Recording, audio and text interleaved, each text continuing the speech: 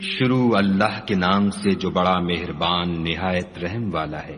الف لام میم را۔ اے محمد صلی اللہ علیہ وآلہ وسلم، یہ کتاب الہی کی آیتیں ہیں اور جو تمہارے پروردگار کی طرف سے تم پر نازل ہوا ہے حق ہے، لیکن اکثر لوگ ایمان نہیں لاتے۔ خدا وہی تو ہے جس نے ستونوں کے بغیر آسمان جیسا کہ تم دیکھتے ہو اتنے اونچے بنائے، پھر عرش پر جا ٹھہرا اور سورج اور چاند کو کام میں لگا دیا، ہر ایک میعاد معین تک گردش کر رہا ہے۔ وہی دنیا کے کاموں کا انتظام کرتا ہے، اس طرح وہ اپنی آیتیں کھول کھول کر بیان کرتا ہے کہ تم اپنے پروردگار کے روبرو جانے کا یقین کرو۔ اور وہ وہی ہے جس نے زمین کو پھیلایا اور اس میں پہاڑ اور دریا پیدا کیے اور ہر طرح کے میووں کی دو دو قسمیں بنائیں۔ وہی رات کو دن کا لباس پہناتا ہے، غور کرنے والوں کے لیے اس میں بہت سی نشانیاں ہیں۔ اور زمین میں کئی طرح کے قطعات ہیں ایک دوسرے سے ملے ہوئے، اور انگور کے باغ اور کھیتی اور کھجور کے درخت، بعض کی بہت سی شاخیں ہیں اور بعض کی اتنی نہیں ہوتی، باوجود کہ پانی سب کو ایک ہی ملتا ہے۔ اور ہم بعض میووں کو بعض پر لذت میں فضیلت دیتے ہیں، اور اس میں سمجھنے والوں کے لیے بہت سی نشانیاں ہیں۔ اگر تم عجیب بات سننی چاہو تو کافروں کا یہ کہنا عجیب ہے کہ جب ہم مر کر مٹی ہو جائیں گے تو کیا از سر نو پیدا ہوں گے؟ یہی لوگ ہیں جو اپنے پروردگار سے منکر ہوئے ہیں، اور یہی ہیں جن کی گردنوں میں طوق ہوں گے، اور یہی اہل دوزخ ہیں کہ ہمیشہ اس میں جلتے رہیں گے۔ اور یہ لوگ بھلائی سے پہلے تم سے برائی کے جلد خواستگار یعنی طالب عذاب ہیں، حالانکہ ان سے پہلے عذاب واقع ہو چکے ہیں۔ اور تمہارا پروردگار لوگوں کو باوجود ان کی بے انصافیوں کے معاف کرنے والا ہے، اور بے شک تمہارا پروردگار سخت عذاب دینے والا ہے۔ اور کافر لوگ کہتے ہیں کہ اس پیغمبر پر اس کے پروردگار کی طرف سے کوئی نشانی نازل نہیں ہوئی، سو اے محمد صلی اللہ علیہ وآلہ وسلم، تم تو صرف ہدایت کرنے والے ہو، اور ہر ایک قوم کے لیے رہنما ہوا کرتا ہے۔ خدا ہی اس بچے سے واقف ہے جو عورت کے پیٹ میں ہوتا ہے، اور پیٹ کے سکڑنے اور بڑھنے سے بھی واقف ہے، اور ہر چیز کا اس کے ہاں ایک اندازہ مقرر ہے۔ وہ دانائے نہا و آشکار ہے، سب سے بزرگ اور عالی رتبہ ہے۔ کوئی تم میں سے چپکے سے بات کہے یا پکار کر، یا رات کو کہیں چھپ جائے یا دن کی روشنی میں کھلم کھلا چلے پھرے، اس کے نزدیک برابر ہے۔ اس کے آگے اور پیچھے خدا کے چوکیدار ہیں جو خدا کے حکم سے اس کی حفاظت کرتے ہیں۔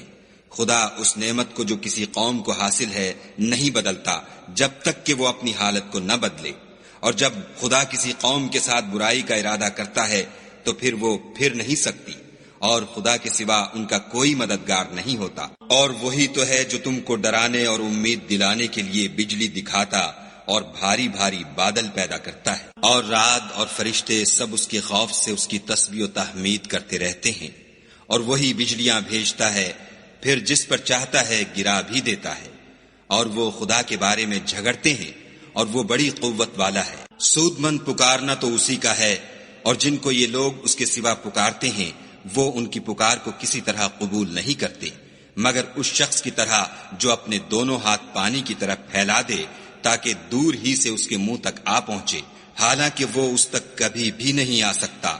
اور اسی طرح کافروں کی پکار بیکار ہے۔ اور جتنی مخلوقات آسمانوں اور زمین میں ہے، خوشی سے یا زبردستی سے خدا کے آگے سجدہ کرتی ہے، اور ان کے سائے بھی صبح و شام سجدے کرتے ہیں۔ ان سے پوچھو کہ آسمانوں اور زمین کا پروردگار کون ہے؟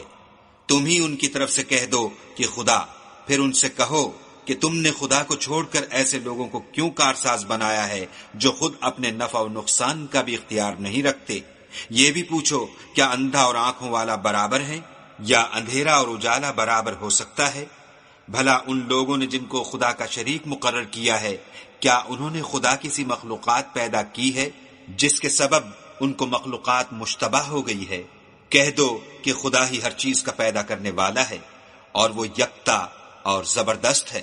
اسی نے آسمان سے میں برسایا، پھر اس سے اپنے اپنے اندازے کے مطابق نالے بہ نکلے، پھر نالے پر پھولا ہوا جھاگ آ گیا، اور جس چیز کو زیور یا کوئی اور سامان بنانے کے لیے آگ میں تپاتے ہیں اس میں بھی ایسا ہی جھاگ ہوتا ہے۔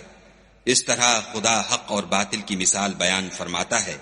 سو جھاگ تو سوکھ کر زائل ہو جاتا ہے، اور پانی جو لوگوں کو فائدہ پہنچاتا ہے وہ زمین میں ٹھہرا رہتا ہے۔ اس طرح خدا صحیح اور غلط کی مثالیں بیان فرماتا ہے تاکہ تم سمجھو۔ جن لوگوں نے خدا کے حکم کو قبول کیا ان کی حالت بہت بہتر ہوگی، اور جنہوں نے اس کو قبول نہ کیا اگر روئے زمین کے سب خزانے ان کے اختیار میں ہوں تو وہ سب کے سب اور ان کے ساتھ اتنے ہی اور نجات کے بدلے میں صرف کر ڈالیں، مگر نجات کہاں؟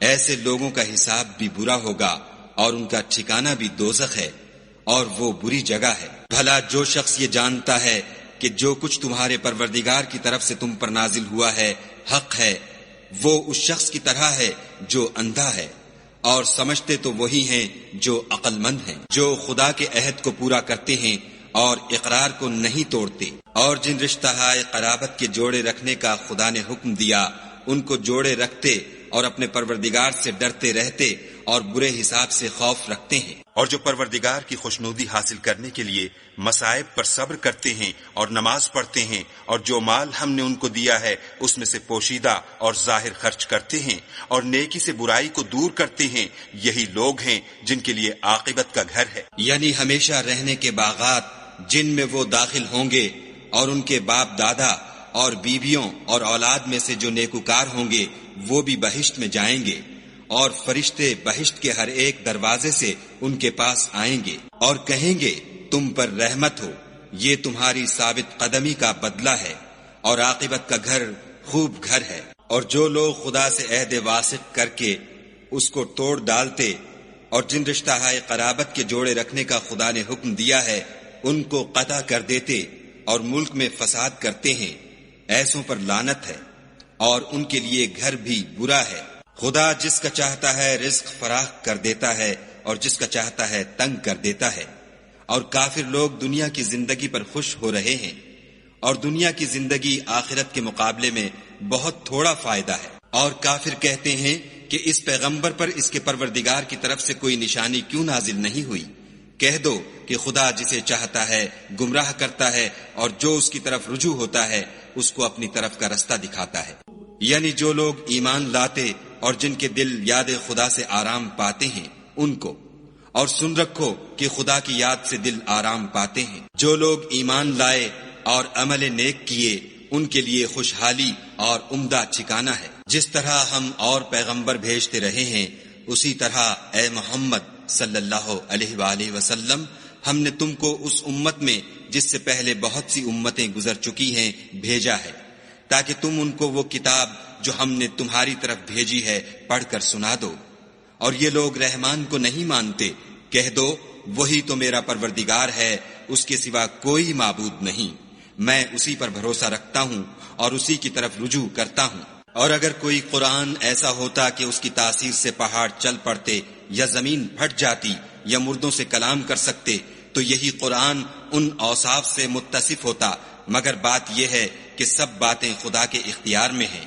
تو کیا مومنوں کو اس سے اطمینان نہیں ہوا کہ اگر خدا چاہتا تو سب لوگوں کو ہدایت کے رستے پر چلا دیتا، اور کافروں پر ہمیشہ ان کے اعمال کے بدلے بلا آتی رہے گی یا ان کے مکانات کے قریب نازل ہوتی رہے گی، یہاں تک کہ خدا کا وعدہ آ پہنچے۔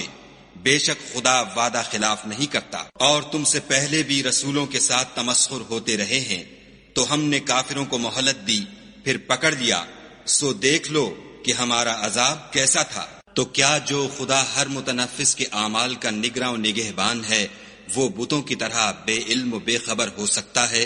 اور ان لوگوں نے خدا کے شریک مقرر کر رکھے ہیں، ان سے کہو کہ ذرا ان کے نام تو لو۔